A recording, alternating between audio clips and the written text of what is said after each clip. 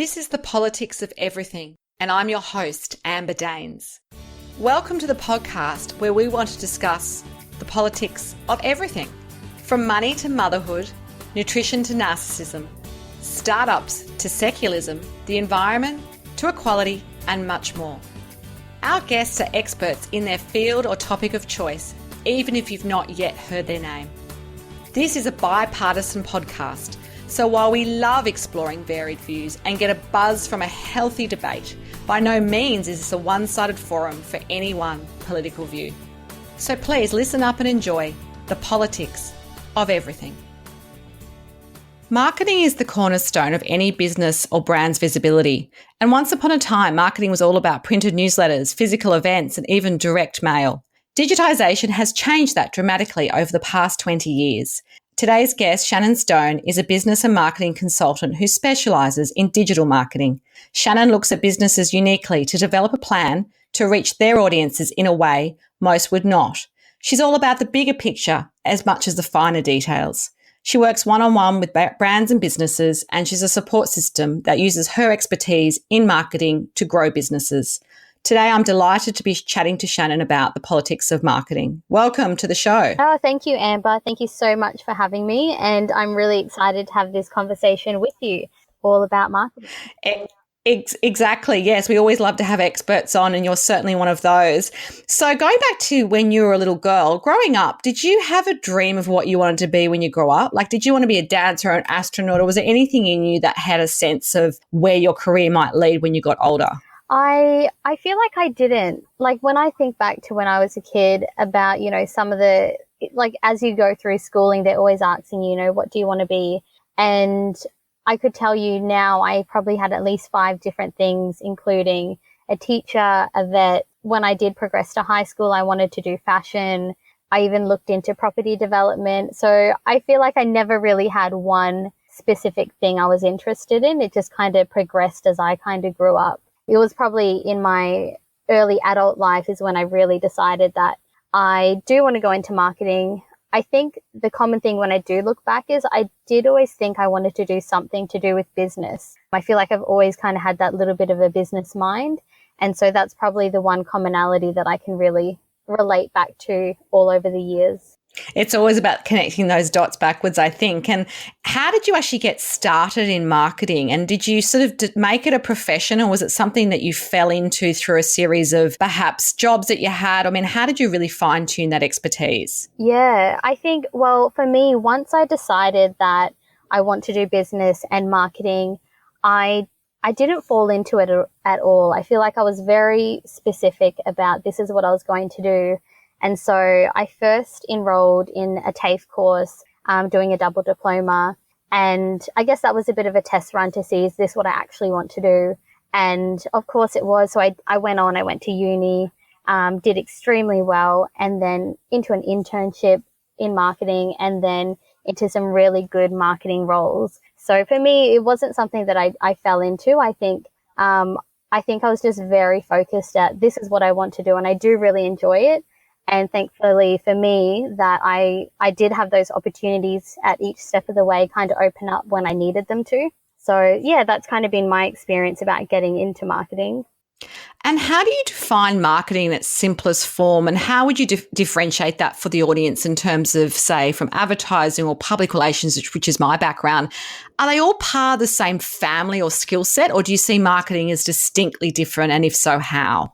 Yeah, so I see marketing as the overarching, I guess, umbrella you could call it. So I look at marketing as being, in one simple term, a method of communicating a message or a brand or a product. So really that's what I see marketing as in comparison to, say, advertising or PR. Advertising and PR, I see them as individual segments. So advertising in particular is that paid, that really specific action where, say, you're running an ad on Facebook or you're running an ad in a magazine or in TV, whereas PR is about building relationships and getting that earned media. But it is very focused on that, one campaign or that one segment, where I look at marketing as being a combination of many things. It's about the people, it's about what you're trying to communicate. It's encompassing a whole lot of different things. Great. And digital marketing is something that you specialise in. And I remember, I'm likely to be a bit older than you, that digital marketing didn't really exist like 20 years ago when I started my career. How much of the strategy work that you do for your various clients is focused on things like Facebook ads or online sort of marketing tools? Would you say it's the majority of what they want now and they just ignore the other bits of marketing? What would you say the mix would be? Yeah, definitely. So it is very unique depending on the brand or the business. There is definitely a huge emphasis on digital. I haven't come across any of my clients or very many businesses that I would see that wouldn't benefit from digital marketing. There's definitely, it is unique to each one, but there is a focus on Facebook, content marketing, online blogs. Influencer marketing is something that's really beneficial at the moment for specifically product-based businesses. So in the digital landscape, there's plenty of different things that's available to businesses. So it's a huge outlet. So it's definitely one that can't be ignored. So just touching on influencer marketing, that's something that certainly didn't exist a number of years ago. How would you explain why that's become such a big part of digital marketing and what exactly it involves? Yeah, so you're right. Influencer marketing, I guess the term itself didn't exist several years ago, but if we kind of pull back, it's kind of falling on the back of, say, sponsorship marketing, where you have, say, a celebrity or a public figure endorse a product. And when we apply it to the digital landscape, specifically, say, Instagram, there's been a lot of people on there who have created their own presence and their own niche, and they've created this really strong following, say, around a specific topic, whether it's nutrition or fashion or travel. And then they've built this highly engaged audience that people really trust their opinion. And so to turn it into influencer marketing, it's about building these really authentic relationships with these influencers between the brand so that they can authentically recommend whatever it is to their engaged audience. And the influencers are clearly being paid. I mean, there's obviously an income stream for them as well, I imagine. Yeah, so it does vary between the influencers. So some are paid, some are reimbursed between product and services. It's very case by case, depending on the brand, depending on the influencer as well. Currently at the moment, there is a bit of a debate and a bit of a movement happening around influencers where they need to be really transparent and say that they are promoting a product and that either they are getting paid or they were given the products. But that really kind of falls on the influencer, where they do need to have that open and honest communication with their audience to say, these are either my own opinions or I am being paid for this. And do you think because audiences are so savvy now that if they know it's being sort of sponsored posts, if you like, from the influencer's point of view, they're less likely to want to buy the product? I mean, do you think there needs to be that kind of editorial advertising divide where our discerning ability, like I know when I see an ad, for example, in, Vogue or something like that, I know I'm being advertised to. And if there's editorial, it has to say featured content or special content or something like that. I guess audiences are really savvy. I'm curious to know how important you think for the post to be, a mixture of that paid stuff and the real stuff. Yeah, definitely. So I definitely agree. Audiences are really savvy. People can clearly tell, if something is, if they're being sold to or if it's inauthentic. So with influencers, they have grown or they continuously grow these audiences. And it's just, say, if you bring it back to having a friend on Facebook, you can tell if they're being authentic or real. Is it the highlight reel or are they really showing you their real day to day? So audience can definitely cut through it and tell whether it's an ad or not. With influencers though, when they do deliver, say, paid content, they are paid to promote something. It is in a more authentic way versus if it was an ad running on Facebook, for example. So I would say there's definitely preference to doing influencer marketing over something that is purely just advertising, where you do run an ad in a magazine or online somewhere. Absolutely. That's a great way to sum it up. And the power of digital marketing is obviously very important. We've just sort of touched on why. How do you work with people who have a smaller budget? Like, is bigger better, or can you do some fantastic stuff with smaller budgets and really get that cut Yeah, through? you can definitely do just as much with smaller budgets. There is, of course, limitations in when you do start to run paid advertising and things, but there's so much potential when it comes to digital marketing, whether you have a small budget or a zero budget. I find that there's so many outlets where, you can put up a simple, low cost website. You can create your own blog for free. You can run YouTube videos. You can create your own social media. There's so much potential there that anyone with either a small budget or a zero budget, as long as they're in the right place where their audience is, as long as they're chasing where their audience is, then there's plenty for them to do online with a small or a zero marketing budget. So let's change tack a little bit. You also started the Creative Content Studio a few years ago. What is that about? And tell us a little bit about what that's all about for you. So I first started, or I went out on my own after working in marketing roles. It's about 2.5 years ago now. So I wanted to work for myself because I am a mum. My daughter's in school, and I just wanted that, that real balance. And I wasn't getting that from the full-time roles that I was working in. So that was the main thing for me, wanting to go out onto my own. And what I decided was I'll use the skills that I already have in marketing, and specifically in social and digital marketing. So that's why I created the Creative Content Studio. But for me personally, it has evolved over the years. So in the beginning, it was, I guess people would call it done for you marketing, where I would create content on behalf of people and help them with their strategies and things. And today it still looks like that to some degree, because I do have all those existing clients from the beginning. But I personally have found that I'm more of a communicator. And so I've merged into the role of being a marketing consultant. So today what that looks like is I work directly with the business and advise them strategically what they should be doing, and kind of stand back from the implementation side.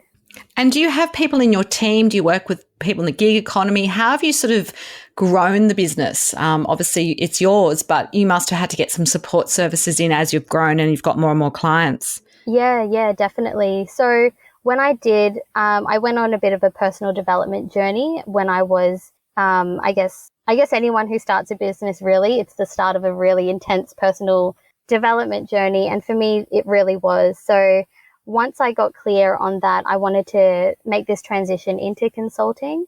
I hired a full-time virtual assistant who can assist me with the existing clients we already had.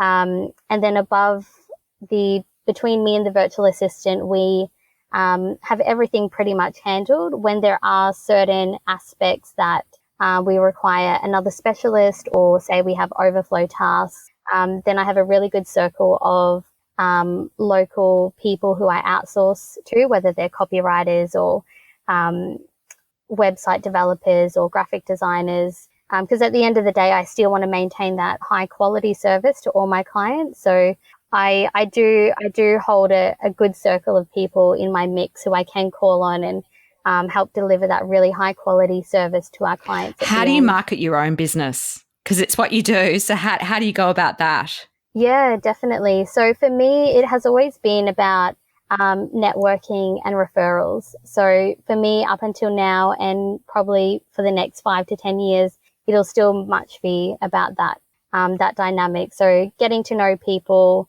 networking events, and also online. I do a lot of networking online, and just by the nature of my work, people enjoying and loving what I do, and then the referrals also come in that way. That's a great way to sort of back up what most of us know. But, when you're working in marketing, it's like for me, when I've had a public relations consultancy in the past, people are like, oh, do you PR yourself? And sometimes I'd forget about it, actually. I'd always be so busy on the tools for the clients that I'd think, oh, I actually should be out there being an expert commentator in my industry and, putting that spotlight back on yourself. But it doesn't always come naturally when you're doing it day in and day out for other people.